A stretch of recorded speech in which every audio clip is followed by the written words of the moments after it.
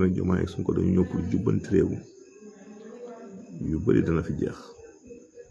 gis ngeen li ma leen di wax dafa leer nañ le 12 incha allah rek na ma leen koy waxoon l'Assemblée nationale sera dissoute bu ko tasee yoon may na ko constitution may na ko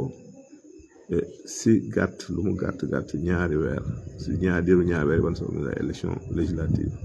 gën caa bari ñetti weer mais ñoom duñu xaar ñetti weer boo calculé 12 septembre 12 octobre 12 novembre dañuy daal di mën a tëggaat législative yi kon ragal naa ne le 12 boobu comme du tombé dimanche ba say topp day nekk le 17 novembre élection yi mën na sànni élection yi bu amee it lu mu bari une semaine boo ko tegee résultat yi mën naa génn définitive ñu daal di organiser ñu daal di dalal assemblée